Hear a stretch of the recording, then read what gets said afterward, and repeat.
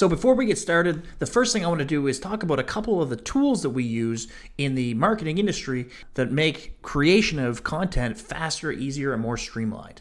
So the first thing we're going to do is hop into my favorite tool, one that I use every single day, called Canva. Canva is essentially a free graphic design product with millions of templates and millions of images. It gives you a lot of creative energy, and it's extremely easy to use. So anything that you want to create from a visual perspective, whether it be a banner, a social media post, a slideshow, a presentation. The presentations for this workshop were actually made in Canva. But for the sake of demonstration, we're just going to quickly create an Instagram post. So you type in the search bar Instagram, and you'll see it will pop up with a 1080 by 1080 graphic. And as you can see, just for Instagram alone, there's almost 500,000 templates. These are pre-designed but can be easily changed around. So let's just choose one here. This one, I like that. So now we've got a cool little picture of a cell phone with a call to action in the center, an image. So let's go ahead and go to some photos. I want to change the picture there to this one here. You simply grab it, drag it over, and it'll snap into place. I want to change this text. Looking for a new career. Join us now. www.enterpriser.ca. Double click to highlight everything. And you have the choice from hundreds and hundreds of different types of text. Let's go with this one.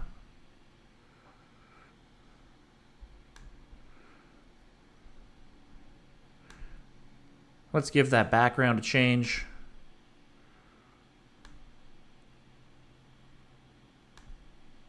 There we go. And just like that, you have yourself a hiring ad. This could take a half an hour or an hour to do in a more advanced content editing product with Canva, which is totally free. We've done it almost instantly.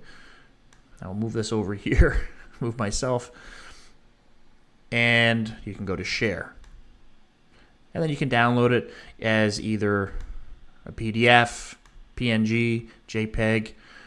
Now what I think is really cool with the new Canva update is you can actually animate what you've created. So you open up the animation tab, and let's check this one out.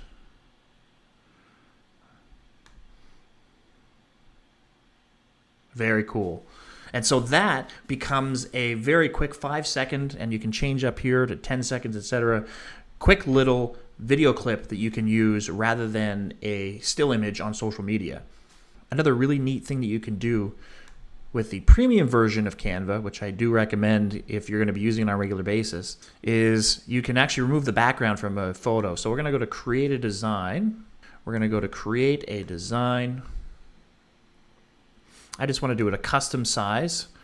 Let's do 1,000 by 1,000. When in doubt, any social media post, make it 1,000 by 1,000. When you get into banners for events and stuff like that, you want to have it 1920 by 1080, but 1,000 by 1,000 is great for any social media post. So I'm just going to quickly go into my own personal upload. How to use LinkedIn's key features in order to generate more revenue for yourself and for your business. So here's what we're going to be talking about. What is LinkedIn Live and why should I use it? What are the LinkedIn newsletters and how should I use them? And how I can make more money using LinkedIn Live events. Now, as you probably know, I use LinkedIn a lot. I've in fact used LinkedIn in order to get a lot of registrants into this workshop. So for those of you who have been part of the advertising campaign, feel free to mimic what I've done on LinkedIn already in order to create your own events. But live events are back, and they are definitely a very important way to build thought leadership for yourself and to add additional revenue to your business. Now, LinkedIn newsletters are a great tool that you can use in order to get in front of people on a more regular basis and show your thought leadership on specific topics. Now, LinkedIn Live is an incredibly powerful tool. It's an event that's published to every single one of your followers every single time you go live. It's kind of like free advertising. Now, I love this quote from Gary Vaynerchuk. This is something that I read every once in a while. It keeps me going. Stop focusing on dumb shit. Don't be afraid to break things. Don't be romantic. Don't take time to breathe. Don't aim for perfect. And whatever you do, keep moving. We want progress, not perfection. So let's start with LinkedIn Live and why you should use it. So first off, do you currently use LinkedIn? If you don't, my answer to you is start using LinkedIn immediately. It is going to be the new place for business transactions. And if you've been on my LinkedIn profile and you like what you see, make sure you reach out to me. I can definitely give you a hand giving an overhaul on your LinkedIn profile. So what is a LinkedIn Live event? It is a core and underutilized feature of LinkedIn that allows for higher visibility. I mean, that's a pretty broad statement, but a LinkedIn Live event is published, like I said, is broadcast to everybody immediately when you go live, so they can watch you talking right then and there. Now, you can access it directly through LinkedIn or as part of a wider live broadcast. And why that's important is because it doesn't actually have to be live. It can be a pre-recorded video that you publish at a later date. So one of the big questions is, why should I use LinkedIn Live? I mean, aside from what we've already talked about, what it's going to provide for you is thought leadership in your space. People who go live or have the confidence to go live on a specific topic obviously have thought leadership about that specific topic, and they make people want to engage with them by going live. Right now, LinkedIn Live is currently one of the most visible free tools. It's like free advertising. And in my opinion, the best way to give information to your community is to give it to them for free. So we're going to talk about actually creating a LinkedIn Live event. So the first thing I want to talk about when you're creating a LinkedIn Live event is that preparation. Preparation is key. You will not be able to go through and create a great live event if you haven't sat down and thought about what it is that you want to do first. It'll also take away a lot of that daunting feeling if you've already got a plan in place. So before your event, you need to have a quiet space where you won't be bothered, a good microphone like the one I'm using now, the HyperX Quadcast, and some good lighting. As you can see, I've got my ring light here. I've got another ring light that's attached to my phone and some overhead lighting. Just a small tip for lighting. These ring lights here, these are 40 or 50 bucks. They're not expensive. Get a couple of them. Have as much light directing at your face as possible, and then you want to have the rest of the room fairly dark. Now, the color of this room is great for recording because it's quite neutral, but if you have a white room, you may want to have the overhead lighting off and just have the ring lights on your face. Another thing that I really recommend when you're going live, or if you're going to be seen online a lot, is to try to go for the same outfit on a regular basis. TikTok has really accentuated this because what people find is that as they're scrolling through their channel, they like familiarity. That's why McDonald's is so popular, because people like that familiar feeling. And so when you walk into McDonald's and you order a Big Mac, you know it's going to be the same Big Mac every single time. And people just also enjoy that feeling of going onto somebody's channel and seeing basically the same thing or the same content, the same aesthetically pleasing thing on a regular basis. So for most of my videos, I always have just a black t-shirt. Now, I've just recently added the Enterpriser merch hat, which you'll see on a more regular basis as well. But I like to be simple. I like to keep it basic. Now, you really do need to pre-plan what it is that you're going to discuss, or have your guest and have the preparation done for them already. And then you're going to want to make sure that you send that person a list of questions that you're going to cover throughout the conversation. You want to have a planned outcome. You need to make sure that you're controlling that conversation. So, some other important notes about going live. Be committed to a time every day or every week that you're going to go live. Consistency is key. The most successful live broadcasters on LinkedIn, I get a notification on my phone every single day that they're going live. If you don't have anybody doing that, try following Seth Godin. You'll see he goes live every single day at around the same time. Try to have your camera in the exact same place every single time that you go live so that people are used to that sort of same feeling, like walking into McDonald's and getting the same Big Mac every time. People like that. And another great idea is to make sure that you coincide your live broadcast with other marketing initiatives. So if you have an email marketing blast that's going out to your network, or you're going to be putting a video up on TikTok, put the live at around the same time so that you have people's inbox filling up with your newsletter. You've got their notification on their phone that you've gone live, and maybe they go into a different channel, they see you again. So now you've got 3 touch points within a 20 or 30 minute period. People are going to keep that in their mind. Now, we're only as good as the tools that we use. Now, I mentioned earlier you can go live directly through LinkedIn, or you can publish your live event to LinkedIn or to multiple channels simultaneously. I highly recommend to go live to multiple channels simultaneously. In order to do that, you need a third-party tool. I highly recommend StreamYard. So instead of talking to you about the platform, I'm actually going to show you how to use it and how easy it is to use in order to create a live event or to broadcast something that you've already recorded. Like I said, you don't have to go live and be live in front of everybody. You can sit down and record something the way that I'm doing it right now and then publish that live at a later date. So hop over to your web browser and go to StreamYard.com. Now you're going to have to sign up for a free account. That's not a problem. You only have to pay once you want to start either broadcasting to more than 3 channels at once or publishing a pre-recorded broadcast. So let's take a look at how to actually broadcast on StreamYard. The first thing you want to do once you open the platform is set up your destinations. So these are all the social media accounts that I can broadcast to through my StreamYard account. So in order to add a destination, you simply just click add destination. You can put your Twitch account, your Hopin account, Twitter, YouTube, LinkedIn, or Facebook. Once your accounts have been added and you go into create a broadcast, you can simply choose which accounts you want it to broadcast to. So for now, we're just going to publish a video directly to LinkedIn. And this is going to be the DIY Digital Marketing Workshop. I always like to put the web address here so that if people want to go to my website while they're watching the live, they can do that. We're going to schedule it for a little later. Make sure you follow these rules here about starting late or early. We're going to start it at 7:25 p.m. And you can upload a thumbnail image or it will just use your profile picture. So we're going to create a broadcast. Now, when you go into the studio, you're still not live. Test, 1, 2.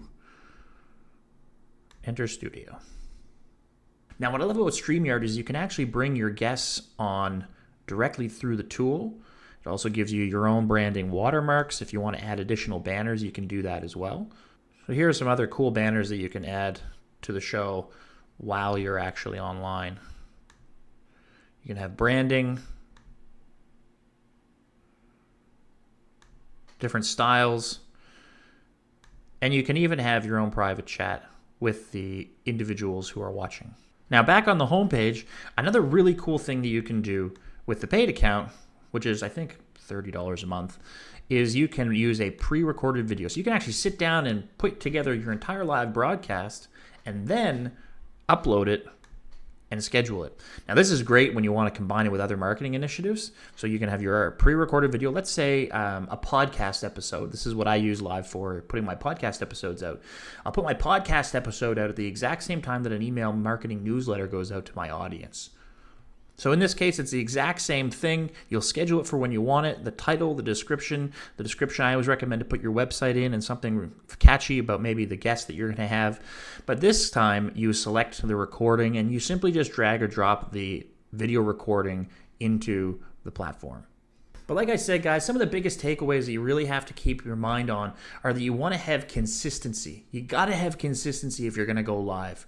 You got to make sure it's at least once a week, and you got to make sure that you're doing it around the same time. And I highly, highly recommend that you do it with other marketing initiatives as well. Like I said before, this is free paid advertising. People pay hundreds of thousands of dollars a year to be able to land on the notification screen of people's phones. And you're doing it totally for free through LinkedIn.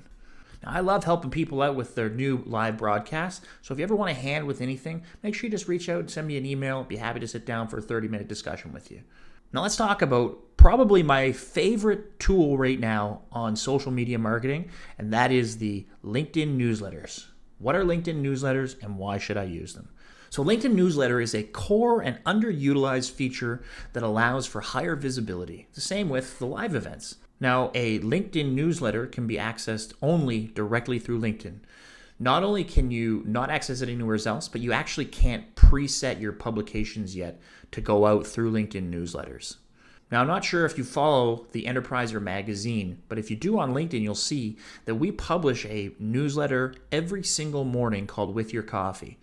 Now, this Enterpriser Magazine newsletter that goes out is the precursor to the Enterpriser Magazine, which is going to be launched at the Enterpriser Conference next year and will become a quarterly print publication. But during the run-up to that, we want people to get used to the idea of the name, and so every single morning you see on your phone a notification from me saying Enterpriser Magazine Daily.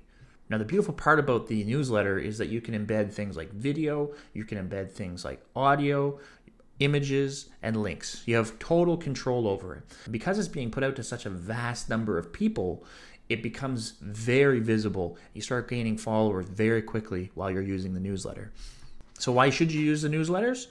So why should you use LinkedIn newsletters? Well, the biggest reason is because it allows you to direct people en masse off of LinkedIn to places that you want them to go, whether it be your podcast, whether it be your website, whether it be your product page. It's also, just like the live events, one of the most visible free tools available online now. People, like I said, they pay so much money to be able to be seen and be on people's phone screens, and you're able to do that totally free just by publishing a newsletter. One of the most important things about the newsletter is because it's so underutilized, it's going to allow you to easily 10x the speed at which you grow your network and your influence. So just like with StreamYard, I could talk about it all day, but what I'd like to do is I'd like to show you how you can create a newsletter.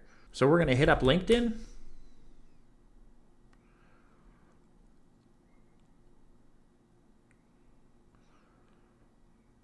So the first thing you want to do when you're on LinkedIn is make sure that you have creator mode on.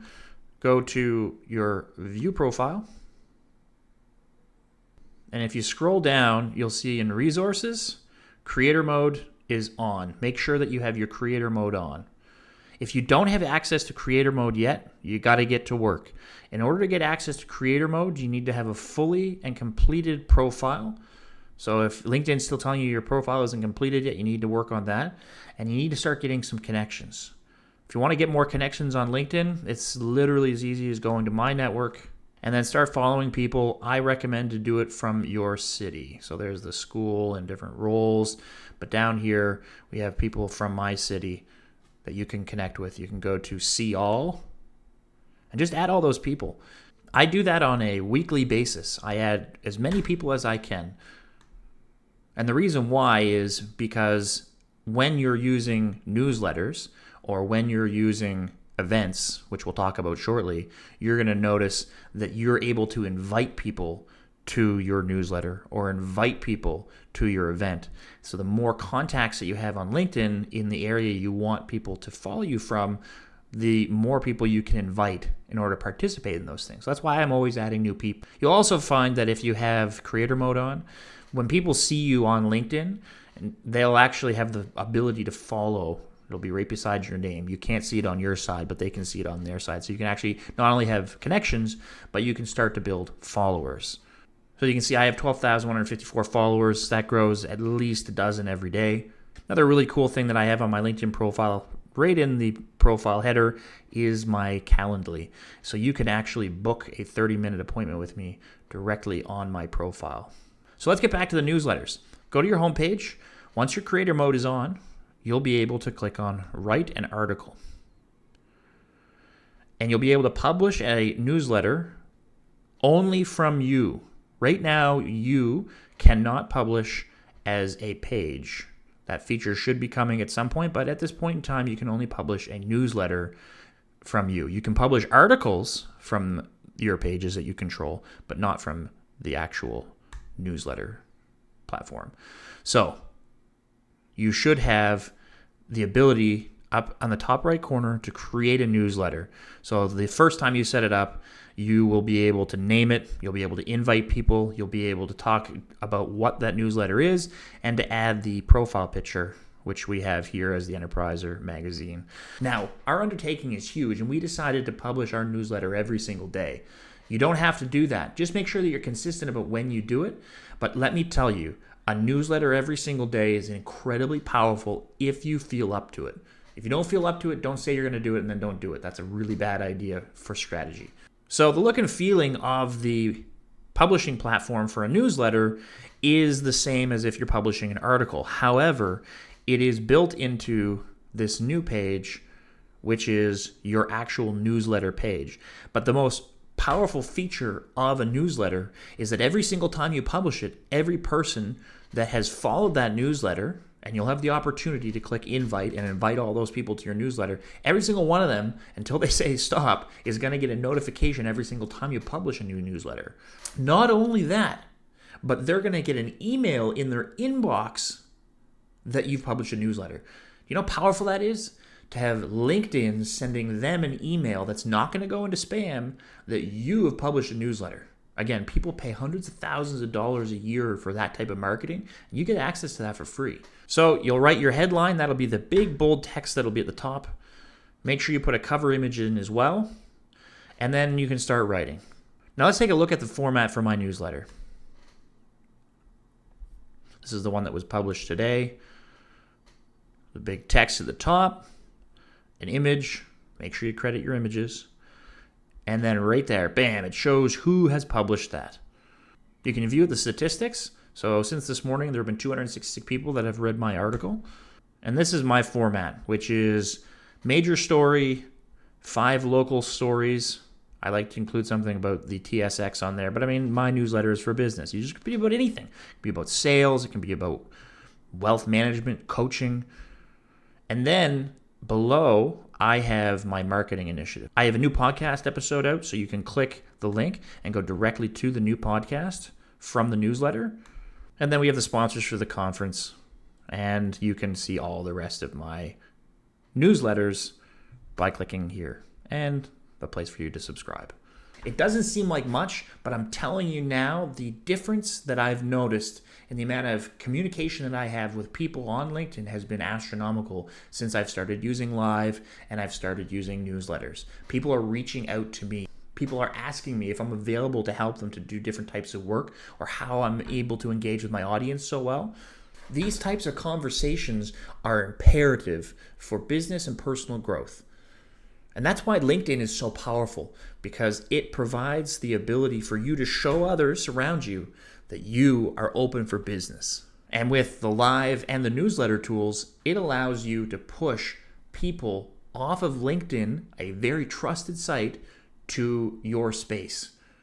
This is an invaluable marketing tool. Invaluable. I can't put a value on how powerful that is. So just to follow up on a couple of things, be committed to your publishing schedule. Try to make it part of your newsletter name if you can, like for instance, something weekly or something daily.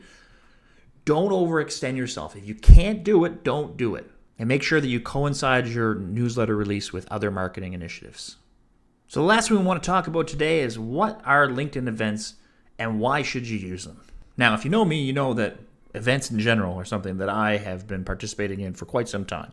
They're a major revenue stream for me. I find them to be incredibly, incredibly enjoyable, and I really highly recommend that you try out doing some of your own workshops, some of your own classes, or holding your own event.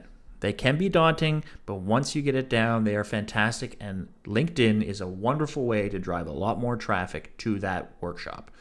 And what does that mean? It means you're either going to sell more tickets, or you're going to be able to push people to a free workshop and then turn them into, obviously, clients in the long run. So what is a LinkedIn event? It is another core and underutilized feature of LinkedIn that allows for higher visibility. It can be accessed directly through LinkedIn or as part of a broader event campaign. So I do recommend that any event that you set up, you should also use the platform called Eventbrite. But this will allow you at least double the number of attendees at an event that you hold. And as I've said in some of my podcast episodes in the past, I'm telling you right now, even free events are a huge source of revenue for me. When I hold a free event, specifically on a topic such as digital marketing, that usually turns into some sort of consulting work. So if consulting or coaching are your key revenue streams, definitely consider holding at least free events. So as with the other platforms, instead of me just talking about it, let's go ahead and make an event right now. So in order to create an event on LinkedIn, you'll simply click the event button here.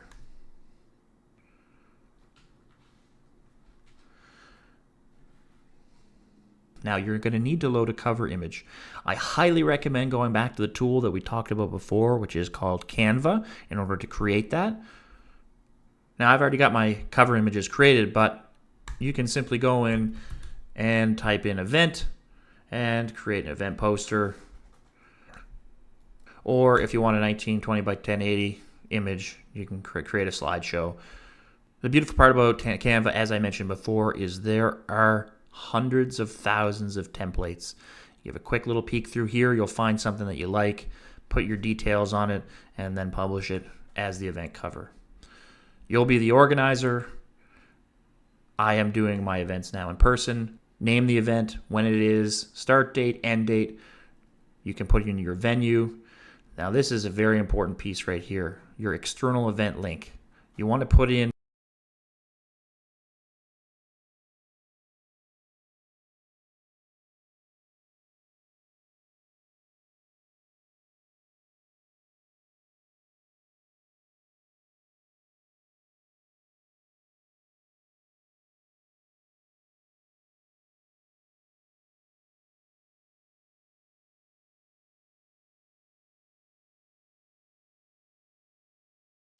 Hi everybody, Liam Byrne here.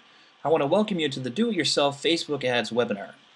We're going to cover what a Facebook ad is from a marketer's perspective, why you should be using Facebook ads to generate revenue, and most importantly, we're going to dive deep into how to create and run a properly built ad. It's a tried and true method to get the word out to the world that your business is open for business, and yet it seems to be a big secret on how it works. By now, most people know that with enough learning and training, it's something they can figure out how to do on their own. Many still hire agencies like mine because of the amount of upkeep it takes, but Facebook makes it accessible for everyone in the back end. However, most people don't even know how to get to the back end, so today we're going to cover that and a whole lot more. My hope is that by the end of this webinar, you're going to be off to a great start.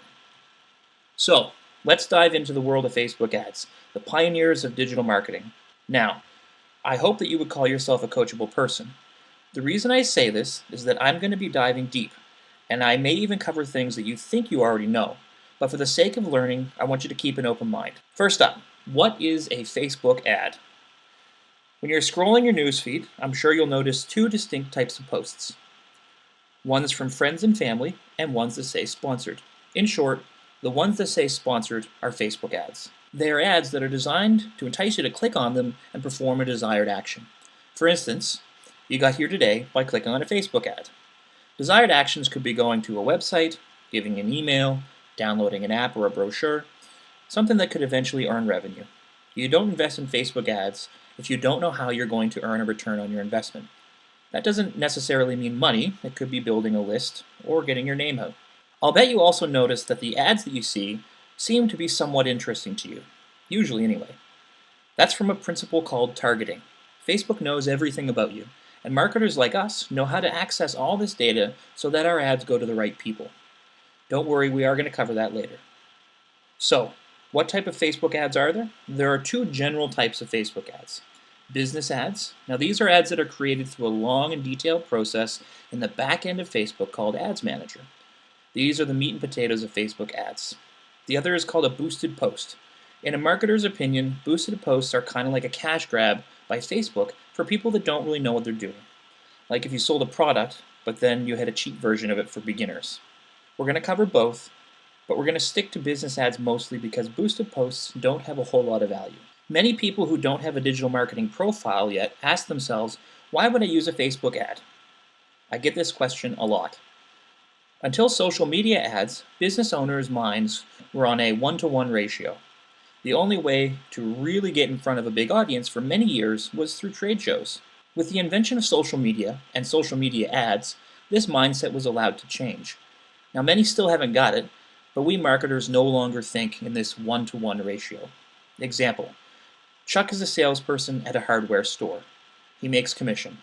So to make money, he has to talk in person, one at a time.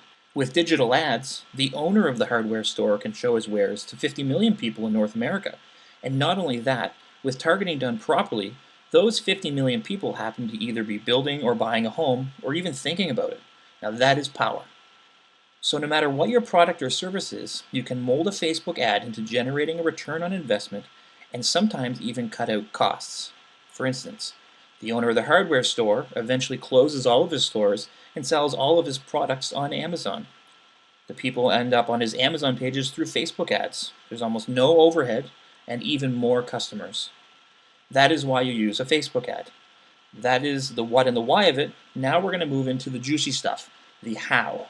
From here, I'm going to take you through the steps and explain the hows of creating a Facebook business ad.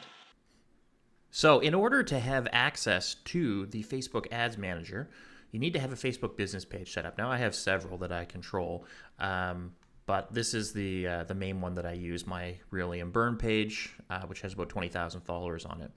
Now, in order to get to the Ads Manager platform where you're going to create those advertisements, you'll need to go to your business page. And if you need help setting up a business page, you can definitely reach out to me and I can give you a hand with that.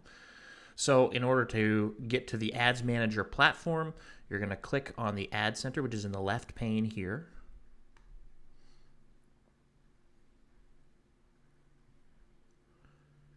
And then your Ad Center central page will open up. Go to All Ads. And any ads that you've run recently will open up from there. And then click down at the very bottom, Ads Manager. You'll now see a list of your ad accounts. Most of you will only have one. Click your name, and this will open your personal Facebook ad account. You're going to be transported to this area with tools on the right, tools on the left, and a matrix with some headliners in the middle. For most people, there will be nothing in the matrix. So we're going to go through this all in a moment, but first you're going to need to enter your credit card information in the billing section so when you press play on your ads, they work. On the left side of the screen, just below the house menu, you're going to see another menu. Click on that and go to billing. Enter your details, and then click that menu on the left again. Click Ads Manager, and it'll bring you back through to that matrix. So let's cover what some of these things are. First, you're going to see the green Create button. We're not quite there yet. Above that, you have Campaign, Ad Set, and Ad. A campaign is an overall objective for your ads. Let's say sales leads for a December special. In the ad hierarchy, there is nothing higher than a campaign. Below it, or to the right in the image, is the ad set, which can be a series of different types of ads for that campaign. And then last is an ad. An ad is a specific picture and text that Facebook users will see.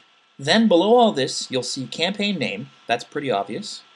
Then beside it, delivery, which shows your campaign being either on, off, in review, or draft. You'll see in the picture here, I have a new campaign in draft, which we're going to be using to create the sample ad.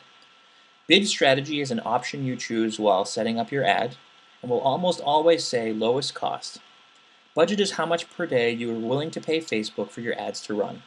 Or if you have a specific time frame that the ad is going to run, it will show the entire budget that you're going to spend. Result is the type of ad, which we're going to talk about soon. Then reach, which is the total number of people your ad will go to. Impressions, which is the total number of times your ad was shown. This can be a tad confusing, and neither of these metrics really matter a whole lot in the beginning, but essentially, if you give Facebook $20 per day, they'll give you the reach, or the total number of people who can see the ad, and then the impressions is how many times that ad was actually shown. Because Facebook may show your ad more than once to someone. Then you'll see a cost per result. This is a very important metric. Earlier you saw result, or the type of ad. Here you see how much you're paying per each result.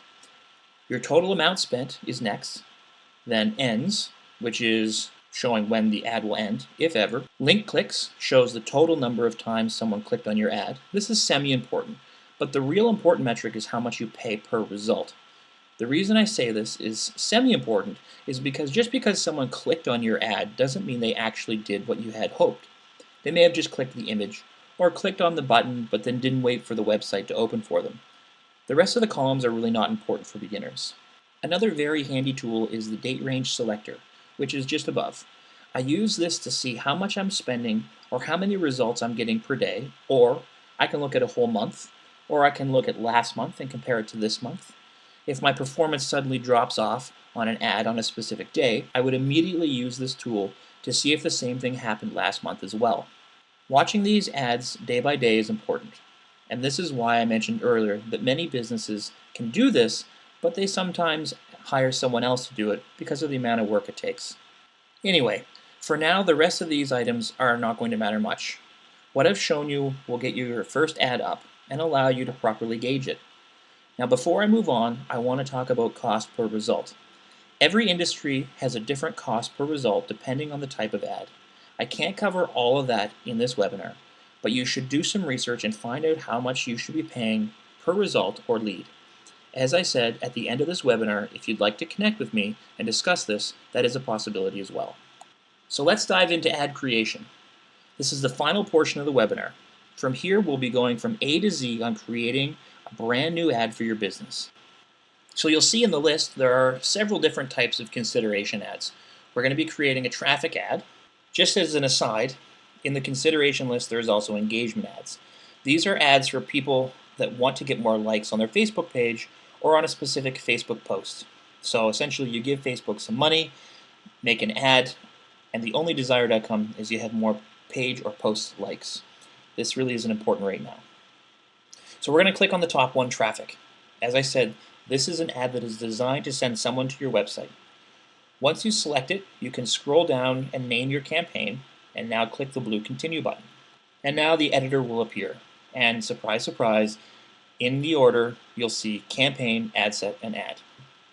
First, we need to set the parameters of the campaign. Don't change anything here except the bottom switch for the campaign budget optimization. As I said, this is a starter webinar. There is no point in getting into what most of these items are except the campaign budget optimization. Campaign budget optimization is a very useful tool if you're going to have multiple ads.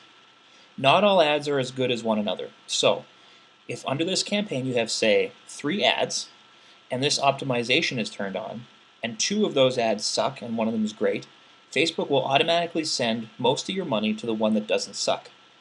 If that's off, it's just going to divide your budget by 3, and that's not great. Below is where we're going to set our budget. Now this is a tough one to advise on. You're going to need to know how much you want to be spending on your marketing in order to make that number. But if you have no idea at all, start with $20 per day and then scale up as you see results. Then we're going to go to next. This is where the exciting stuff starts happening. On the right side, you're going to see a meter. This is the number of people that could see your ad. This changes as we start changing stuff on the page. First, we choose where we want the traffic to go. We decided earlier it was to your website. The next box is dynamic creative. Never switch that on, it's a terrible feature. And the next box, offer, same deal, useless feature. Next is your schedule. When you want to start and when you want the ad to end. I usually always leave them on indefinitely, and I just turn the ads off manually when I want them to end. So I don't set an end date. For your audience box, at the top you're probably not going to have any saved audiences yet. So this part is not really useful, but as we scroll down you're going to see location, age, and gender. These are obviously very important. If you only want clients in Toronto, you're not going to leave all of Canada showing. You'll need to adjust for your service area. The same with age. I would hope before doing this you would know your target demographic age, and gender as well. Most of the times gender is just left to both male and female. The detailed target expansion is where we need to stop and start talking a lot more about audiences. There are 3 types of audiences. One that you choose through this detailed targeting section. You'll see if you click edit over to the right, you can add interests, demographics, and behaviors. The number of demographics and behaviors and job titles available is an entirely separate class I could not possibly cover here. However, you can also read a lot about it online. But if you begin typing in that edit box, things that you know your ideal customer must possess, you'll probably find it. For instance, if you only want to show your ad to executives, think of all the ways that you could refer to an executive: CEO, business owner, entrepreneur, CFO, CMO, managing director. Each time you type one, it will pop up and you can select it. And as you do so, it gets added to your audience list. And as you do this, you'll notice the meter on the right side getting smaller and smaller. This is not a bad thing. It means that you're making sure Facebook is showing your ad to a smaller but more useful audience, meaning you're spending less money on people that are useless to your business. If you have some general must-haves, and Facebook sees that by showing your ad to someone outside of those parameters it will, provided the box listed detailed targeting expansion is turned on. That box is directly below the audience box. This tells Facebook you want it to expand past your parameters if it sees fit, and I highly recommend this. So that is audience 1. Audience 2 is called a custom audience. This is an audience of people on or off Facebook that have interacted with your business in some way that you want Facebook to show ads to. So we're going to take a break from ad creation and have a look at that. On the left side, click on the menu again where we saw billing, and this time click Audiences. Audience Manager and the ability to wield audiences properly is an incredibly powerful feature. Most people just use the demographic selector that I talked about before, and that's fine. But when used properly, this is the right way to use Facebook ads. When you click on the blue Create button, there are 3 selections: Custom, Lookalike, and Special. Ignore Special, that's for political ads and other special categories. The first option is Custom Audience. The box that appears shows the different types of custom audiences you can select from. The 2 I'm going to talk about are websites and customer lists. Now, if you already have the thing I referred to earlier called a pixel installed on your website, the one that tracks people who go to your website, this is where you would call upon them. You would tell Facebook that it's time to access all those people that went to see the crossbows and put them in a list for you. If you don't have a pixel set up, and you don't know how, as I mentioned before, there is an option for us to connect at the end of the webinar. The second thing I want to bring your attention to is the customer list option. If you've been in business for any amount of time, you probably have the email addresses of customers, either for a newsletter or people who bought from you before. If you've got more than 100 email addresses, you're in business. Here's why. Would you rather use that demographic selector where you're picking interests and behaviors and hoping that they're the same as your ideal customer? Or would you like to tell Facebook, here, these are the most important types of people for my business? Obviously the second one. So you would go through the motions of uploading the Excel spreadsheet of the email addresses, name your list, and you would then have that group of people in your Facebook databank. The most commonly overlooked thing to upload is an email newsletter list. So that's the second type. The third type works in tandem with the second. The reason for this is simple. If you've got a list of 200 or 300 people now uploaded, and you tell Facebook that you want to send your ad to them, Facebook would be done sending an ad to those people in about 20 seconds. 300 people is not a lot of people. With social media ads, we need to think in scale. Thus, the final type of audience enters, and this is where you'll see it all come together. It's called a lookalike audience. So you've told Facebook with your last audience that you uploaded that this is the cream of the crop, right? But you want Facebook to show your ads to everyone in the service area that is just like that customer list. So you create a lookalike audience, which is the other option in the Audiences menu under Create. In box number 1, it says Source. The source will be that custom audience that you just created. Box number 2 is your region, and by region we mean either country or continent. Don't worry about your service area being smaller. Remember, when you're actually making the ad, you can drill down to the province, city, state, or what have you. And the last is the percentage. The smaller the percent, the closer the lookalike audience will look like your ideal customer. I pretty much always use 3%. It's small, but not too small that you may miss out some outliers. So, what's going on here exactly? Well, when you give Facebook your customer list, it found as many of those people as it could that had a Facebook account. And it knows everything about them. Facebook tracks what you do when you're browsing the web, the words you use in chats, the amount of time you look at certain ads before scrolling, and even things that you say out loud when you're near your phone. So, when it found your custom audience folks, it then created a profile for that group. So now you're telling Facebook that you want to not only access those people specifically, but everyone else in the area that is just like them. And that is why wielding audiences is so darn important. It removes the guesswork from you hoping the demographics you're picking are the right ones. However, for all intents and purposes, at this point we're going to assume that you don't even have a custom list to upload in order to create a lookalike audience. So we're going to click on that menu on the left, go back to Ads Manager, and in the matrix you'll see your ad still in draft. Click Edit, and let's get back at it. So let's say you've chosen all the interests and behaviors and job titles that make the most sense to you. The next box is Language. Then below this is Placement. Don't change that from Automatic. There are many times when you would change this, but it's impossible to get into that in this webinar. The next box is Optimization for Ad Delivery. In the drop-down box, there are link clicks, landing page views, impressions, and daily unique reach. Impressions means you're paying for your ad to simply be seen, which I believe is a waste. Daily unique reach is also a waste because there's no desired outcome except making sure your ad gets seen by as many people as humanly possible. Next is link clicks and then landing page views. Now here we come to an age-old marketer's argument. Which is better? Facebook knows there are two types of people. People who just click, click, click on everything, and people who click and wait for things to load. Link clicks will be shown to the habitual clickers, and landing page views will be shown to people who click but wait for things to load. In my personal opinion, even though I'm getting less overall clicks, I'd rather my ad be shown to someone who will wait for the website to actually load. So let's use landing page views. We can ignore the cost control part and just click next. Now we come to my favorite part, the creation process. First, you'll see a box that says identity. This is where your ad is going to be published from. You'll choose the business page that you created. In the ad setup box, there are three choices: single image, carousel, and collection. A single image is almost always what we will use. Carousel is one of those ads where you see a series of boxes with images in them, and you can swipe them over to the left to see more of the images. And a collection looks like a photo album of images, but not very aesthetically pleasing. So we're going to create a single image ad. Skip over full screen mobile experience box. You're going to start to see the ad take form on the right as we create facets of it on the left. Make sure the preview switch is turned on. But before we do anything else, scroll all the way down to the box listed website URL and put your company website in there. Make sure you do put the https://. Now we're going to go back up and we're going to go to the box listed add media. But you can't upload any old picture.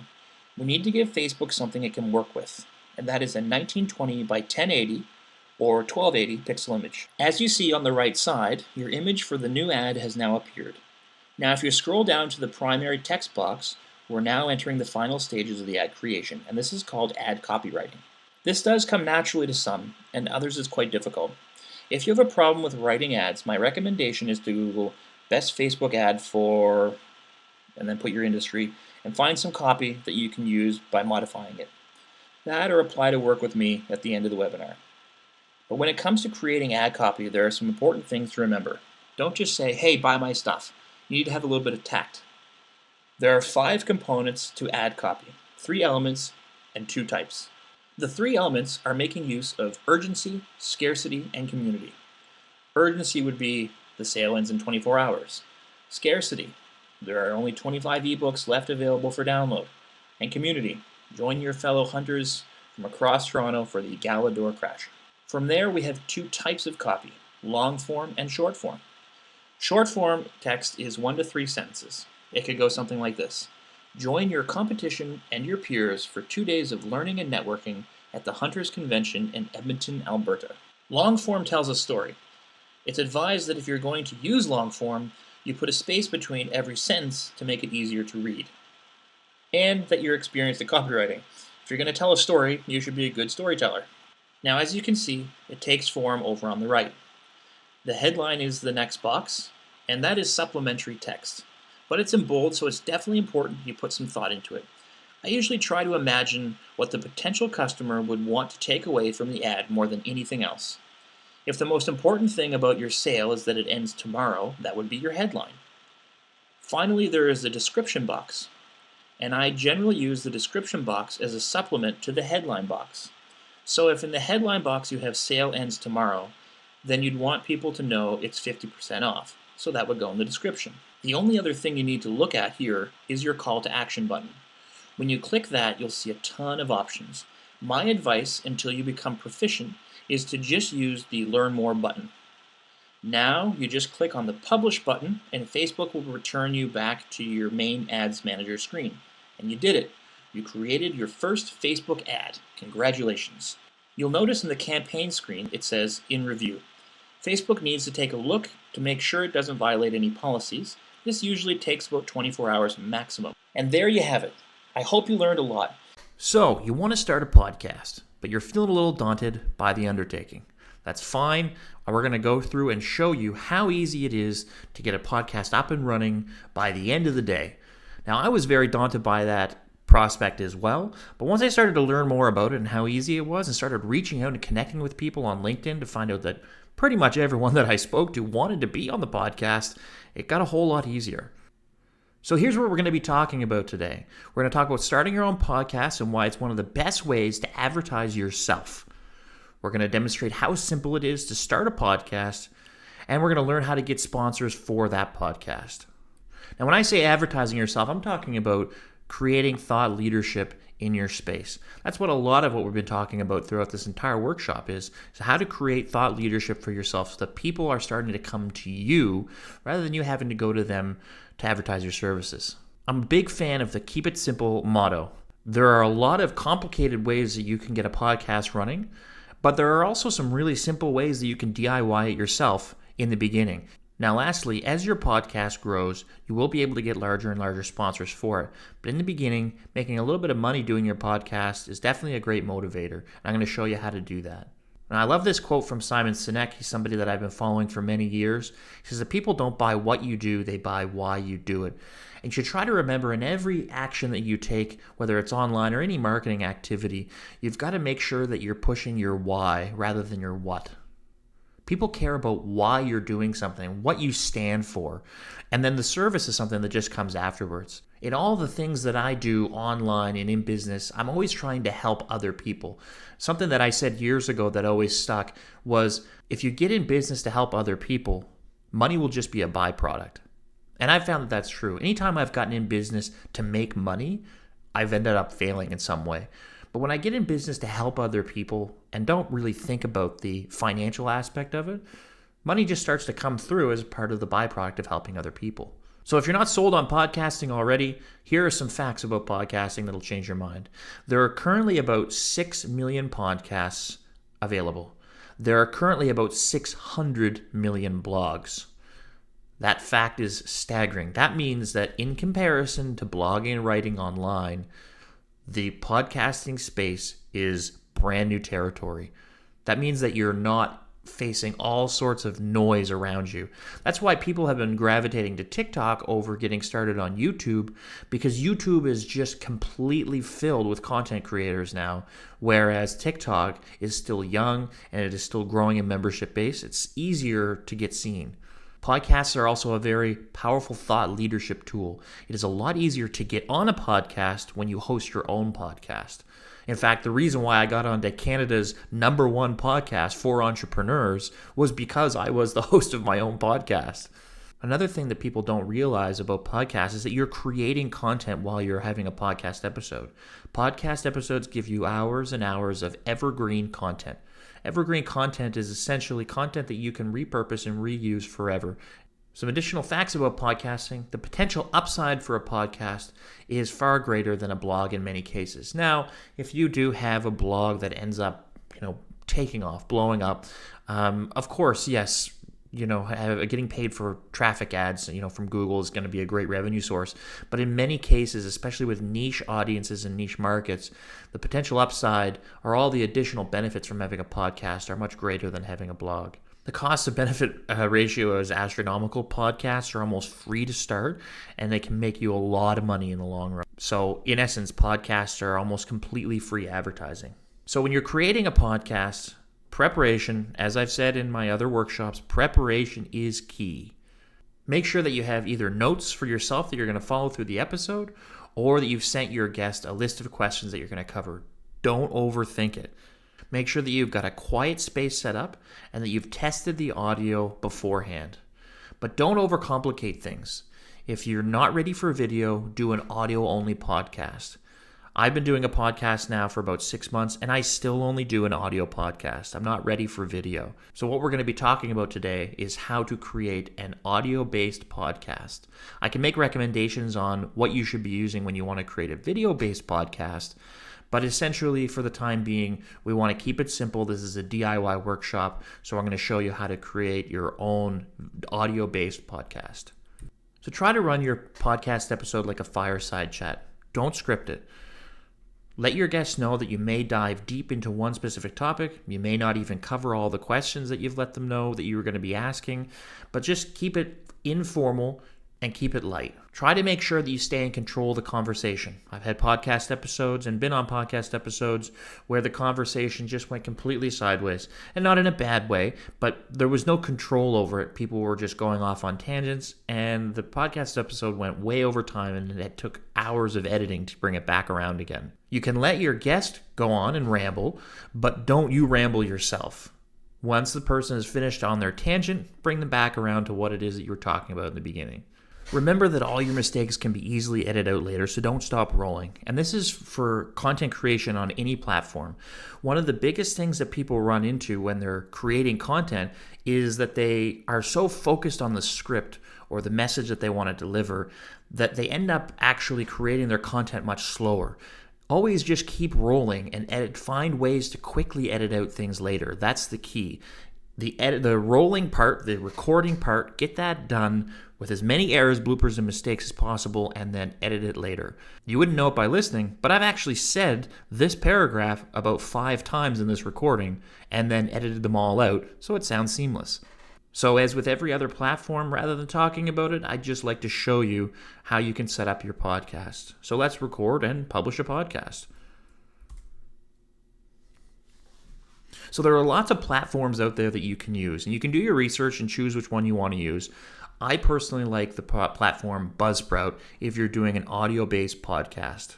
Now, I will soon be moving into a video-based podcast now that my audience is growing, and I'm going to be using a platform called Riverside for that. But for the time being, I use a combination of Buzzsprout, and Buzzsprout is where your podcast is actually hosted. Those are where the episodes actually end up, and where they then get sent out to all the other podcasting platforms. So Buzzsprout is essentially the host of your podcast, and it is free up until a point. And I believe that point is up to like the first 3 months. After that, it's still incredibly cheap. I like Buzzsprout because it's robust, because it publishes your podcast to all different platforms, and it also gives you your own website where people can go and find your episodes. But it also allows you to embed players into your own website if you'd rather use your own website.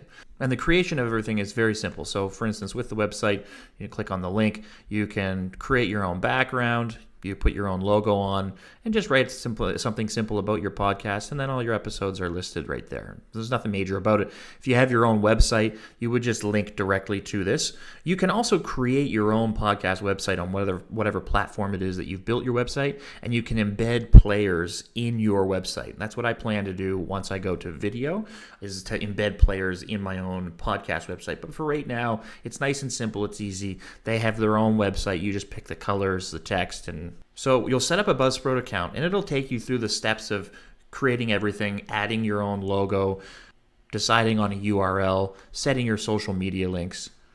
And the very first thing that you want to do before you start recording anything is go into directories.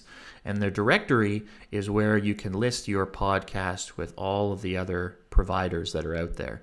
And so right now I have listed on most of them, but in the beginning you'll have to go through the steps of listing it. Most are just you click the button and it automatically lists it. A couple of them you have to set up an account. I think the entire process of getting listed on most of these sites took me about 10 minutes or so. Buzzsprout also has a monetization tool. Once you've hit over 1,000 downloads on your podcast, you can actually get paid from Buzzsprout for your podcast being listened to without even having to have sponsors. But we will talk about how to get sponsors here shortly. But once you've finished setting up your Buzzsprout account and you've got your website and you've got your logo, which I recommend to create in Canva, you'll then enter in the episode space, and then you'll actually be able to upload your episode right here. So the big question is, how do I get an episode? No problem.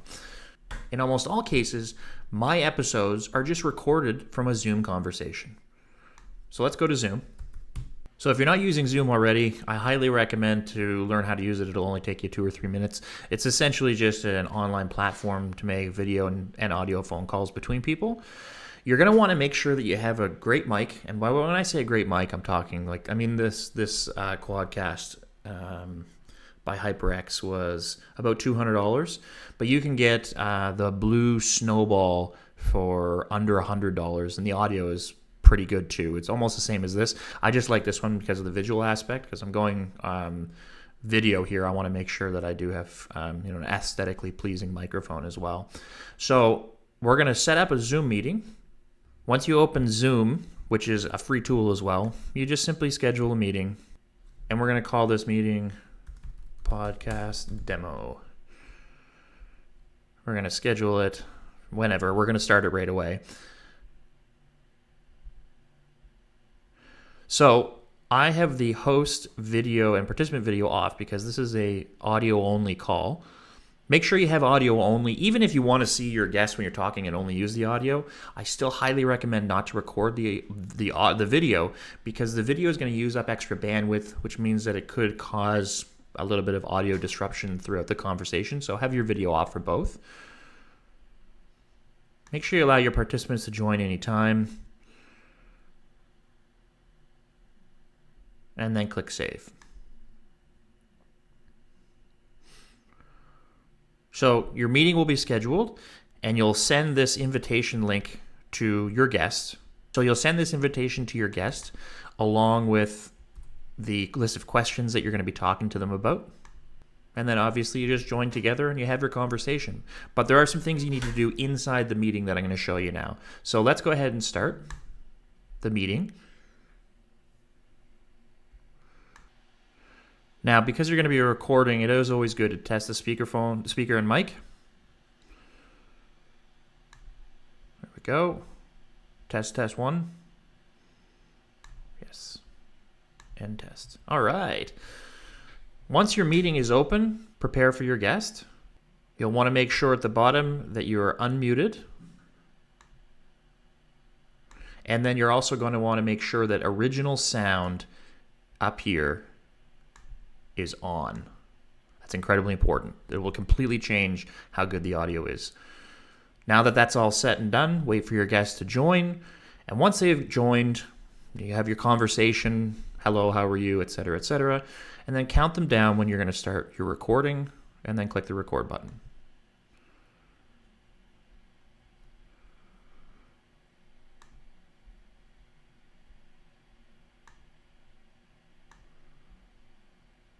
Right.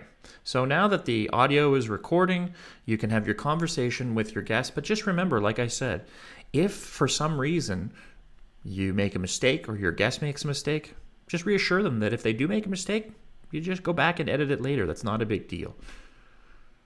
So we've got a bit of an audio file created now.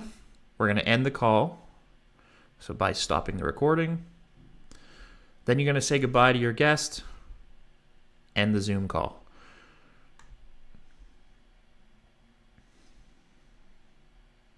Now what you'll see on the screen is that Zoom has begun converting that audio file and saving it to your computer.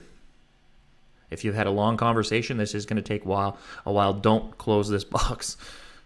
Click Save, and you'll see over here that Zoom has saved the file for you in both video and audio. You don't need the video file. It's just going to be a black screen anyways. But you want that audio file. That's what's important. So we're going to go back to Buzzsprout. You want to choose that file to upload, or you can drag and drop it. It's up to you. There's the audio file. Open. Voila. Your episode has now been uploaded. Now, that is a very, very basic way to upload an episode. But if you want to have music at the start, music at the end, maybe a sponsored by message, then those are things that you're going to use. What we talked about before was Adobe Rush. So instead of just uploading the file directly to Buzzsprout, you want to put the file into Adobe Rush first, play around with it, and then save it and upload it here. And we're going to just do that quickly now.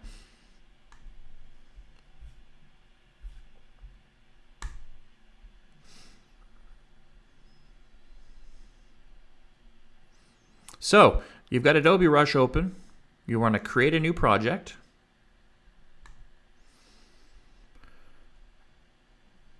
And as I save the file on my desktop, there's the Zoom folder right there. There's the audio, and I'm going to create. And it's going to add it directly into the timeline. Now I've got all that muted sound at the beginning of it. So we're going to go ahead and remove that. Remember how to do that? You cut, highlight the cut space, backspace, and it's gone. Now I want a little bit of music at the start, so let's play this, see how it sounds. Just remember, like I said, if... Perfect. So now we're going to go to the plus. Now I've got a little jingle that I like to play at the start of my podcast, already saved on my computer, so go to the plus, your media, and find where it is on your computer. So here's the jingle. I'm going to add that.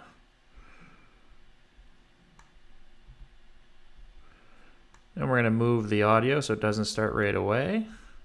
You can see there's a big difference between the level of audio here and the level of audio on that little jingle. So we'll want to change that. Let's listen to how loud it is. That's quite loud in comparison to if for some reason the talking. So we'll click on the file, move me over there. And this button here is going to allow you to change your audio levels. We're going to turn the clip volume down a bit. Let's turn it down to 25. A lot better. Perfect. So you can see that I actually have them a bit overlapping, so you can hear how that sounds when it plays out. Right. So now that the audio is recording, you can have... Perfect. Cool. So now I want to add some sponsor messages as well. So during that jingle, I want to have a bit of a sponsor message, so we'll go back to plus. Now I've pre-recorded a sponsor message, and I've pre-recorded it just using the microphone and the audio recorder QuickTime player on my MacBook. I'm not sure what it's called on a PC, but you can just record an audio file and then have that, and you can just reuse it over and over again. So I'm going to, as you would, go to your media and find where it is. So we're going to add that file to play at the same time as the jingle.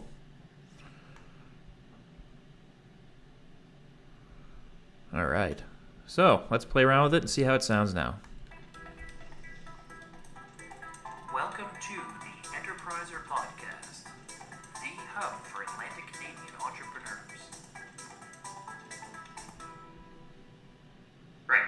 So now that the audio is recording, you can have your conversation. Voila.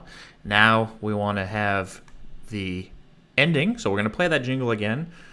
So now we want to have an exit jingle as well. So we're going to right click on it and duplicate that same jingle. Let's put it at the end.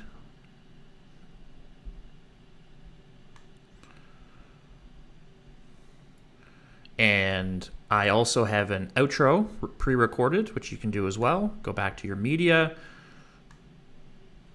and add the outro.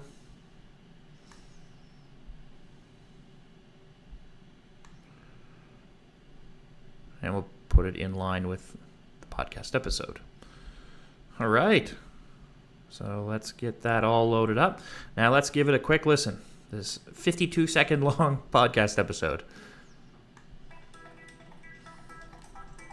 Welcome to the Enterpriser Podcast, the hub for Atlantic Canadian entrepreneurs. Right. So now that the audio is recording, you can have your conversation with your guest. But just remember, like I said, if for some reason you make a mistake or your guest makes a mistake, just reassure them that if they do make a mistake, you just go back and edit it later. That's not a big deal. Good point. So, we've got a bit of an audio file created now. We're going to end the call by stop. Be sure to subscribe to the Enterpriser Podcast for new episodes every 2 weeks. And also, jump on to www.enterpriser.org to reserve a ticket to the Enterpriser Conference next April. There's a full podcast episode. Now in Adobe Rush, you'll go to Share. Name the file. I'll just keep it named Sequence 1. I always share everything to my desktop. And export.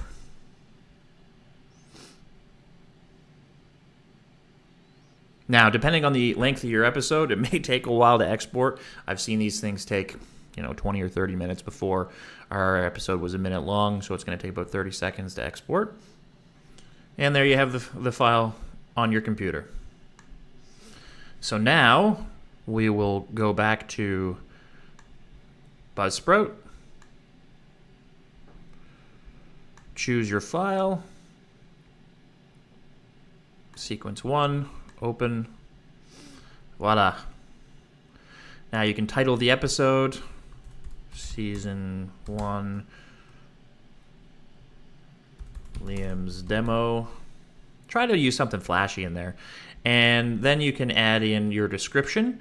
And remember, in this description, you can actually have clickable links, which is really cool. So you should always put a clickable link somewhere as you back to your website or something like that in there. Or if you want, you can also give that space to your sponsor. So you can say, an extra $50 for the sponsorship, and you'll have a link back to their website. The episode artwork, you can just leave it as the logo for your podcast. I create a new piece of artwork every time for the episode. It has the same theme, but with the picture of each guest. And you'll have your season, your episode, and then you want to make sure you check whether or not it has explicit material in it. Don't ignore that if you are swearing in it. Make sure that you do say that you have explicit material, or else you'll get banned from the platforms. And then you save your episode details, and then click publish, and you'll be given a link that you can then send to people, that you can put in social media. It is an incredibly streamlined process. You can have an entire episode recorded and published in, like I said, less than a day. So some other important notes: book as many guests as possible. Use LinkedIn. Everyone wants to be on a podcast, trust me. So just reach out to people on LinkedIn and start asking them to be on your podcast. You will find a lot of people will want to. Make sure that you publish your podcast everywhere. Don't expect people to find you. I showed you how to list it on all the different directories right on Buzzsprout, but also make sure you're pushing it out on all the social media platforms. If you've got a TikTok account, make sure that the link to your podcast is in your TikTok account. Also, make sure that you start prospecting for sponsors right away. It's never too early to start talking about sponsorship for your podcast. You definitely will come across people who will be interested in your niche and who will want to have their sponsored messages pushed onto your podcast. So start prospecting for sponsors right away. Connect with people on LinkedIn who could use that exposure in your niche network. Trust me, LinkedIn is key here.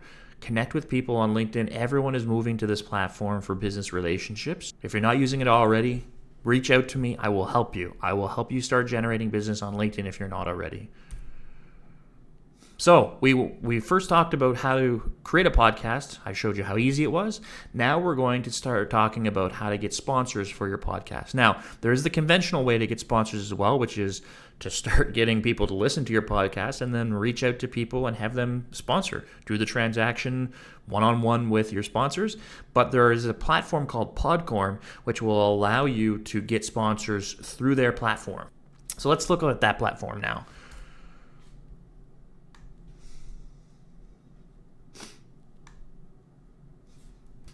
So in order for you to be able to qualify for sponsorship opportunities, you do need to actually have podcast episodes uploaded already. So what I really like about Podcorn is that it almost gamifies the whole aspect of getting sponsors. So once you have podcast episodes uploaded, you'll go to sponsorships and you'll see right now, based on my statistics, I have 89 new sponsorship opportunities. People who would be interested in being on my type of podcast. So this company is called Dependable Coverage. They have a sponsorship available for topical discussions, guest interview, creative integrations,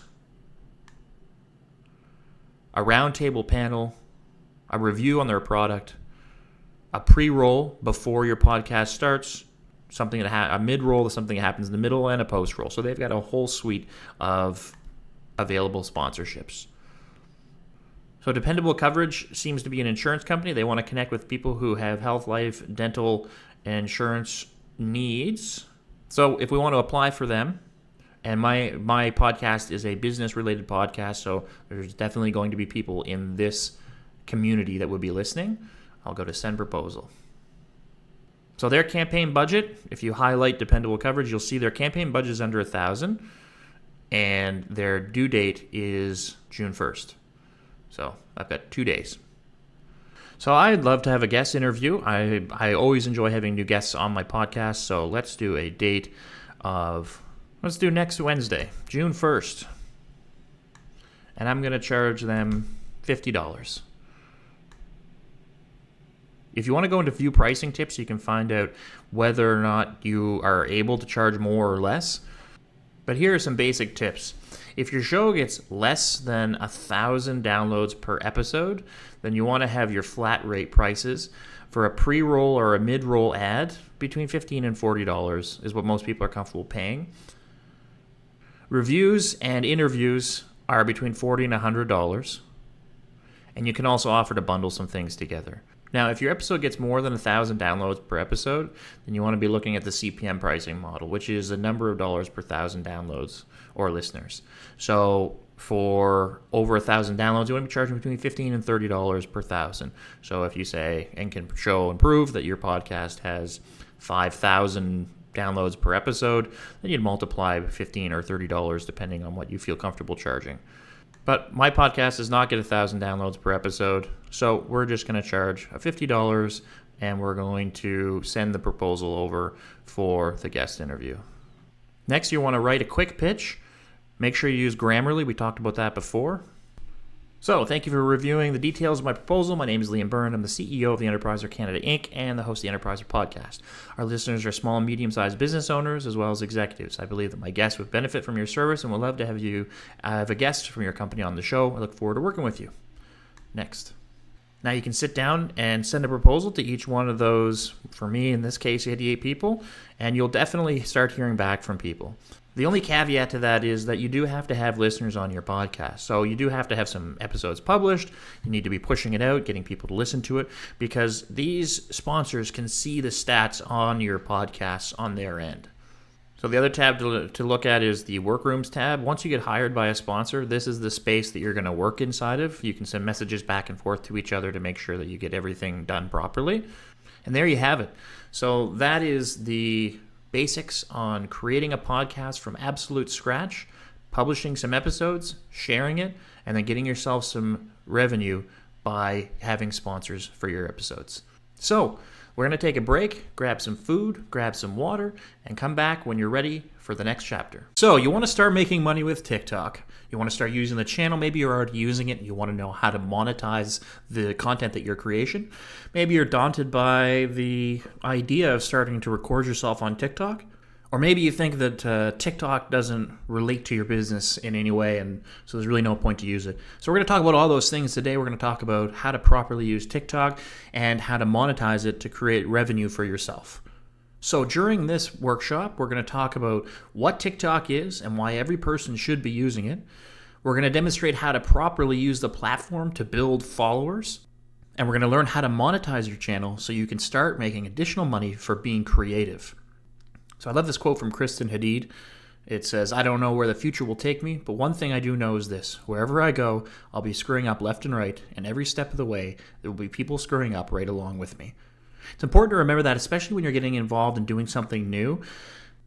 Everybody has their first time at doing something. You're never going to be perfect at it, but the important thing is to take that plunge, to try something new, to keep growing, and keep putting yourself in situations that make you uncomfortable, because that's how we grow. And I know that for a lot of people, especially people who aren't using TikTok yet, it can be a big step to start putting yourself out to be seen by billions of people. But let me tell you something. Once you've been doing it for a while, it is absolutely worth it from both a business, revenue perspective, and also from a creativity standpoint.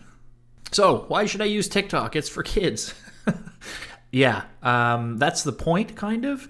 So I don't know if you remember this, but a long time ago, Disney started putting their characters on diapers, and they started making food for children. See, Disney has the right idea. It's to start marketing to children. Now, I'm not saying to market your product to children, but really in 5, 10, 15, 20 years, when TikTok has completely annihilated Facebook, it is going to be the place that everyone is spending their time. So the question is, why aren't you starting there now when these people who are using the platform could be your customers in 5 or 10 years, when you've got 1 million followers and they've been following you for years? The other important thing about TikTok is that it's not like other platforms. People don't always expect to see business messages on there, and you can frame pretty much anything to fit on TikTok if you put enough thought into it. What you'll discover if you find me on TikTok is that my persona on TikTok has absolutely nothing to do with entrepreneurship or business. but it is a highly engaging profile. It puts my face in front of people so people get used to that concept, and it's comedic. So here's some facts about TikTok. It is quickly overtaking Facebook as the most popular social media app on earth. There is no question it is poised to take over and become the number one platform on the planet. TikTok has the highest engagement rate per post of any social media channel by far. People are clicking, people are sharing, people are liking, and most importantly, lots and lots of people are making money. See, what I like about the way that TikTok has positioned itself is that it's not there to take your money.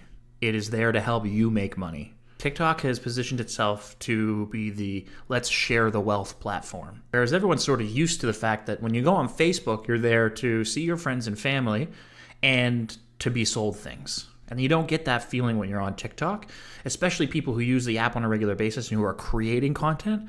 TikTok is sharing with them in their own success. So, in other words, TikTok provides more and easier ways to make additional income than any other platform. So, like I said before, every business or individual can find a framework for their business on TikTok.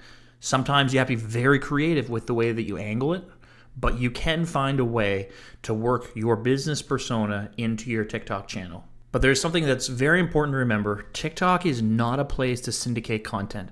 It requires its completely unique own strategy. Now, I should say that that is the case with every other platform as well. You need to have a strategy for each. But with Facebook and LinkedIn, you can get away with syndicating the articles that you've written or videos that you've created, but it won't work with TikTok. If the video that you've created is not designed specifically for the audience that's following you on TikTok, it's not going to perform well. It's going to be a waste of your time and energy. But I do need to be very clear when I say that TikTok is one of the cheapest ways to get advertising for free. So the first thing we're going to talk about are the 4 steps that I've discovered that will help you create a viral channel on TikTok. But in order to properly do that, you've got to get immersed. You've got to start experimenting. You've got to start creating content until you find what works for you.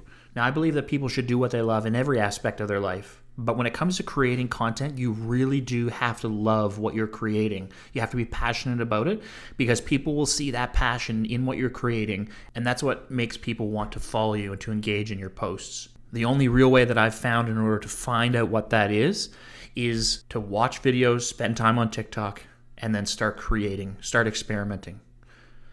The beautiful thing about TikTok is that people are expecting low quality content, and it's not the case with YouTube. With YouTube, people want high production value videos. And that's just something that people have come to expect over time because people who are famous on YouTube have a lot of money to money into the production of their content. Whereas on TikTok, a lot of the times the best performing videos are the ones that have the shaky cam feeling. They're in somebody's, very basic house. It's not a mansion. Obviously the mansion videos and the car videos and stuff, they do perform, but people have come to expect very basic content on TikTok. So you don't need to worry that your production value is not going to be great. You really don't need a lot to start. Get yourself a ring light, get yourself a microphone that will connect to your phone, and you're pretty much set to go. But like I said, every industry can find a way to frame themselves in order to have a video be interesting for their business. A great example would be there's an HVAC installation company that's doing very well on TikTok. Now people would say, how in the world could an HVAC company create videos that are interesting enough to go viral? My answer is that they thought about it and they realized what they could do that would be interesting to other people. And so what they show is a very detailed cleaning process of dirty ducts and of filters. People love watching that happen, and that makes their channel blow up. So they just show that on a regular basis and their channel blows up, and that generates more business for them. Now that's just one example, but what I'm saying is that any company can find a way to frame themselves so that they can become successful on TikTok, and I highly, highly recommend you spend a lot of time trying to figure out what that is for you. Now, I've helped a lot of businesses with their TikTok channels. I've also created multiple TikTok channels that have over 100,000 followers. So if you want help creating that, if you want help doing that, I'm here for you. I can help you do that. You can reach out to me. So let's jump into the steps. Step 1, pick a shareable niche. There's a lot of speculation as to how to get a viral video, But I'm going to tell you right now that the number one way to get a viral video is to have your video shared. TikTok will only push your video out to a certain number of people, which is a ratio of the number of people that follow you. Now, when you're going for a successful video, you should be getting 1 like for every 10 views. That's going to be a successful video, but that's still only going to reach a certain number of people. So if you don't have a shareable type of video, it's going to go out to that certain number of people, and that's going to be the end. You may get lots of likes on it, but that's going to be the end of its campaign. It's not going to continue to get pushed out. So to hack the system, the only way to get seen by more people than what the TikTok algorithm will want you to be seen by is to have your video shared by people. What happens is the algorithm sees that your video is getting seen by more people than it's pushing out to, and therefore it tags your video as being highly relevant, and then it starts pushing it out to even more people. So now you've got other people sharing your video, and you're tricking the algorithm and making it push you out to more people as well. So what is a shareable video? The number one type of video that is reshared by users are comedic videos, followed by other entertainment style videos after that. So entertainment style videos can be things like dance, comedy, how-to, cooking, creation, or like the HVAC company I mentioned, cleaning, singing, and other music-related topics. So yes, you do have your work cut out for you when it comes to finding a way to frame what you want to display to fit into TikTok. So you've done experimentation, you've figured out what works based on the number of views, shares, and likes that you're getting on TikTok. Now you've found your niche. Now you need to start using the same video format every single time. So once you find that niche, you want to use the exact same camera angles, you want to use the exact same length of video, you want to use the same music, everything about it should feel and look the same. Even try to use the same outfit or the same style of outfit. People want similarity. The goal is to get your video liked before it's even watched. And yes, that is definitely very possible. In fact, I have lots of people commenting on my videos that they no longer even bother watching the whole video before they like it. As soon as my video pops up, they just double tap on the screen and like it because they know it's going to be great. And there are a few creators out there that I do that for too. I don't need to watch the whole video before I've decided to like it. I'm giving that person a like. I'm not giving the video a like. Anytime I see that creator pop up, I know that because I follow them so much, they need a like from me. But you want to make sure you place even the titles, the call to action, the music, all in the same place every single time. It's the same as when you walk into McDonald's and you buy a Big Mac. You know that the Big Mac is going to taste exactly the same every time, and that's why you like it. It's the same with the videos on TikTok. Consistency is key. This is a mathematics game. TikTok is the most gamified platform I have ever used. It will test you, it will judge you, and it will punish you. And I'm not kidding when I say that. TikTok is a completely mathematical game. Post 4 times a day at the same exact time every day. If you deviate from your plan, you will get punished by the algorithm. I can guarantee it. You'll see it happen. Whenever you think there's something wrong with your channel, that maybe you've been shadow banned or something, just simply post more content. Content always fixes the problem because TikTok, the algorithm is always watching. When I look at the algorithm from a marketer's perspective, it's probably the closest thing I've ever seen to artificial intelligence without being actual AI. If I consistently post at the same time every single day for, let's say, 2 or 3 weeks, and then I fall off for a day or two, when I post my next video, TikTok will punish me. It won't show it to anybody. It'll wait until I've posted 4 or 5 or 6 videos, and then it will push one of my videos out to 10 times the number of people as a reward. It's trying to train you to have a properly designed posting schedule. Or if one of your videos gets flagged and so if one of your videos gets flagged for content violation, you'll notice that your views on your videos will be dialed way back.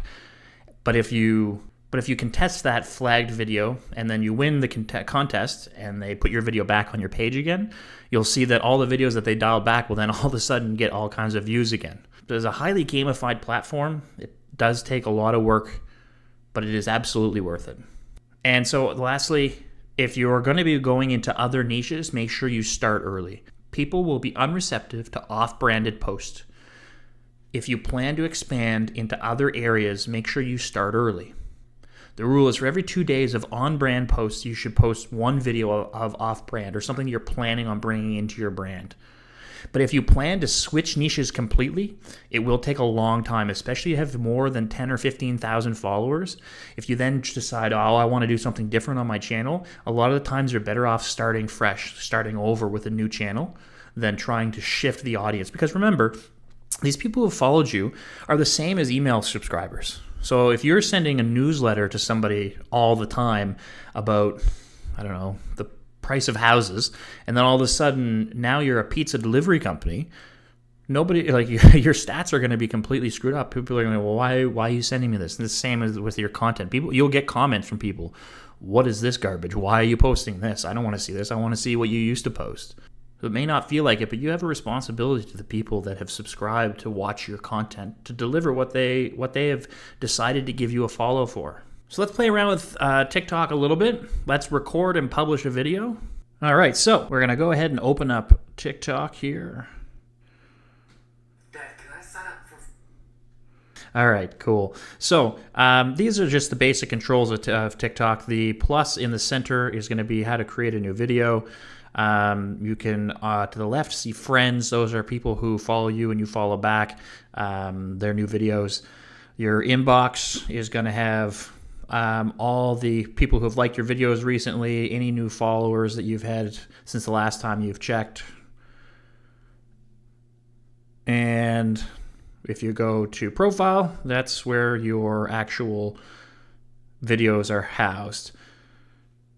So you can see there on the profile, I've got my Instagram and a link tree, which we're going to talk about later. But essentially, Linktree is a place that you can head to on TikTok that will show all of the other links that you want people to be able to access.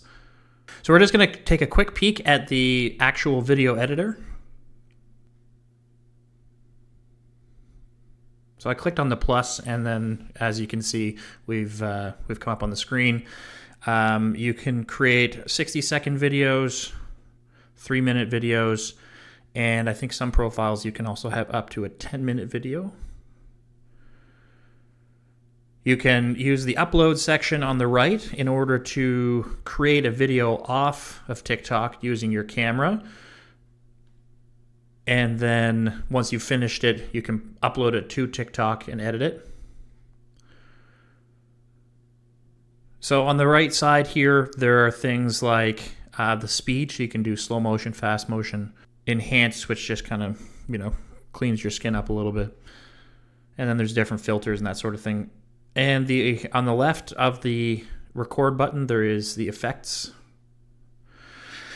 And they're all, I couldn't possibly go through and describe what all these things are, but there's face modifications. There is a way to green screen things, so you can place things in the background, pictures behind you. That's generally what I end up doing. We're just going to go ahead and turn off the effects for now.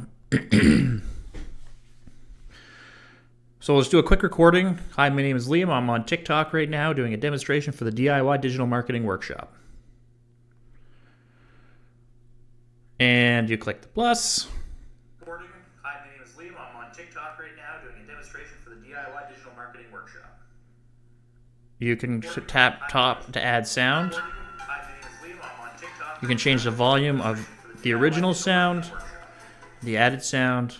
Recording. Hi, my name is Liam. I'm on TikTok right now doing a demonstration. And make sure that you do use hashtags. I always use the FYP, which means For You page, and FY. And then the strategy for tagging your videos is to have two broad tags and 2 specific tags. So if my video is funny, I would put something like comedy and stand up. And then maybe one of my jokes was about, I don't know, a toilet. And another joke was about grass. So you have the broad tags and then the small tags. That's your best bet. You can tag people in your video here. You can put branded content. You can allow people to duet and stitch your video.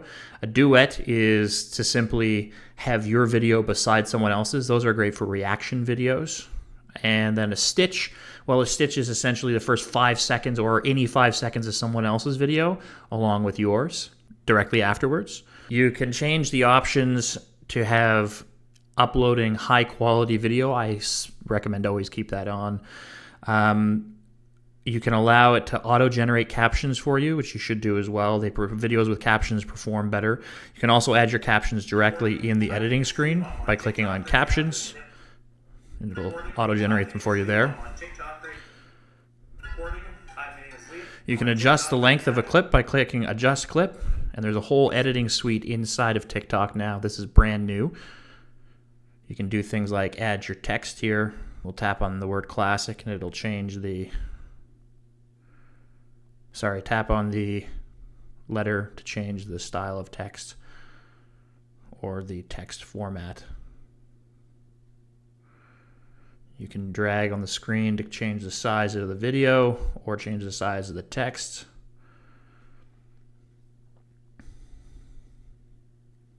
Recording. Hi, my name is Liam. I'm on TikTok right now doing a demonstration for the DIY digital marketing. You can click on the button stickers. Recording. Hi, my name is Liam. I'm on TikTok right now doing Maybe add an arrow DIY digital marketing workshop. Recording. Hi, my name is pointing at your little face there. That's where people follow your channel. Hi, my name is Liam. I'm on TikTok. There we go. And at the bottom, you can also auto-share to Instagram, auto-share to Facebook. You can save your video to a draft if you don't want to publish it right away, but we're going to go ahead and post it.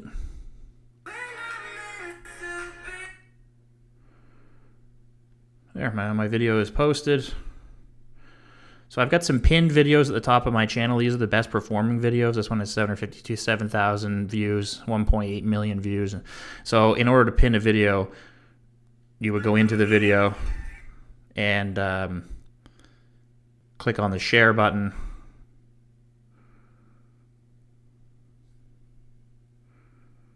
And then click pin, which is the third option at the bottom. So now we can see the video we just created sitting there. It's the newest one. It hasn't been seen by anybody yet, and I'm definitely going to take it down before it is. Make sure you never delete a video from TikTok. Make sure that you just simply hide it from view. So go into the video, click on share, slide over, and privacy settings. It's a little lock. And then you'll see who can watch this video. Click on Only Me. Don't delete videos off of TikTok. TikTok will punish you for doing this. It will stop showing your videos to as many people for, a few days. So just, don't do it. So you can see that just since I last checked my notifications, I already have 33 more likes on a new video that I just posted. But the likes are not as important as the follows and the shares. But in order to see what is going on with your audience, go to your profile, tap the hamburger icon on the top right, go to Creator Tools, and then go to Analytics at the top. So in the last 7 days, I've had 235,000 views, 2,800 people have gone to my profile, 35,000 likes on my videos, 587 comments, and 3,697 shares. If you go to followers, we can look at my demographics. I'm followed by 69.2% female and 30.8% male. In the United States, there's 58% of my followers. The UK is next, Canada after that, Germany, and then Australia. And then you can even see the time of day that at the bottom when your followers are most active. So once you hit 10,000 followers, make sure that you go to the gifts section in the creator portal and then turn gifts on. Now this used to be up to 100,000 followers, but now it's only 10,000. And this will allow you to get gifts directly onto your profile, which you turn into cash from the people watching your videos. There is also, under the monetization, Creator Marketplace. I highly recommend not to join the Creator Marketplace. I don't know if there's bugs that they're working out or what, but since I've joined the Creator Marketplace, I've found it a lot harder to get views, follows, and likes on my videos. And that's a common complaint around everybody. The Creator Marketplace was essentially designed to be a dashboard that you could create brand partnerships inside of, instead of companies having to contact you as a third party and giving you money to do brand sponsorship deals with them. The idea was great, but the algorithm seems to change when you've joined the creator marketplace, and for some reason it makes it so you don't get as many views. So I've written to TikTok in order to have myself removed from creator marketplace, but to save yourself time, just don't join it. If you go into the creator portal, this is a place where you can learn how to become a better creator, different ways and standards on how to make your videos more engaging and enjoyable for people. Promote, that is where you can sponsor your own videos, so you can pay TikTok some money to be seen by more people. I've done it before. I didn't find the engagement to be that great. And so we're going to go back to the hamburger icon and go to settings and privacy, manage account. Now you can see you can switch to a business account. I don't recommend switching to a business account unless you really are controlling a TikTok profile solely for a business. Otherwise, you should keep it as a creator's account. The creator's account is the only account that allows you to have the gifts feature. And I mean, for people who want to make more money on TikTok, aside from going live, gifts are the number one way to make more money. So throughout the history of creating videos, what you'll notice is that most of the time I push people to follow my account. The end of every video, I always tell people don't forget to follow, because I've needed to build up my followers to 100,000 because I needed to turn on that gifts feature. However, they have changed recently the gifts feature now to only having 10,000 followers. So now the number one call to action on my videos will be don't forget to gift. Now that'll be something I'll say at the end of every video. And you'll also see at the bottom of my videos, I have a little another call to action that says best videos on YouTube, link in bio. I've just recently started pushing people to my YouTube channel. So you can see at the top, that right between the followers and my paragraph is the button to go to my YouTube channel. And I've since started building followers there. It's only been a few weeks, so I only have 275 followers. But now that I have a bit of notoriety on TikTok, I think that it's time to start trying to generate some revenue through YouTube as well. And so I repost my videos from TikTok onto my YouTube channel as well. YouTube is going to take a lot longer to build up, and there's not going to be as much money in it for me, but it's great to have additional revenue sources anyways. So I hope that rundown on TikTok was helpful. Now it's time to monetize. Now we want to talk about how to make money using TikTok, how to make money being creative. What are the best platforms to use? So right off the bat, use Linktree. As we saw in the demonstration, you can place one link on your TikTok profile, and that link should be a Linktree link, because Linktree is simply a landing page with additional links on it that quickly loads so that you can place other places for people to go if they enjoy your content. Where should you push people to? Well, for me, I push people towards merch. And for merch, I use Teespring. Teespring is a great platform that will allow you to design things like t-shirts, sweatpants, purses, really any accessory or piece of clothing you can think of, even cell phone cases, COVID masks, and hats. And you can put things like your brand on there or a picture of you, whatever you like, whatever you come up with, and encourage people to go to your channel's merch link in order to buy merch, because you get a portion of the profits. You can push people to your Amazon wish list so that people can purchase things for you and have them sent to a P.O. box or have them sent to your home address, because they won't be able to see your actual address. Or you can push people directly to a PayPal Me account. When you set up PayPal, you can set up a PayPal Me account, which is simply just a link that people can go to and send you $1 or $2 or whatever they want to send you. In the US, it's a lot easier with Cash App. People can Cash App each other money in the US, but we don't have that feature in Canada.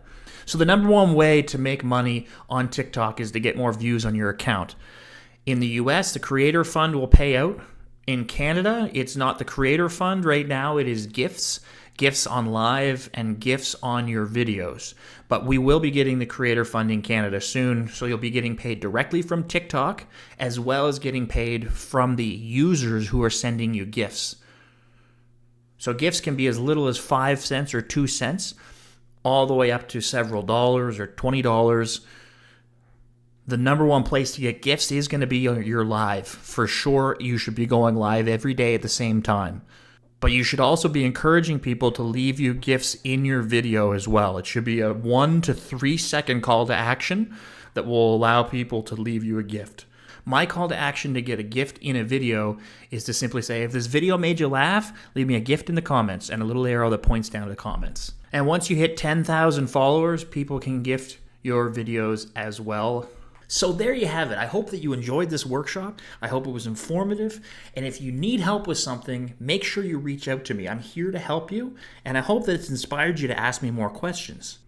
Feel free to reach out to me. I'd be happy to discuss how I can help you build more revenue and create more thought leadership in the spaces that you're working in. So until next time, cheers and enjoy marketing.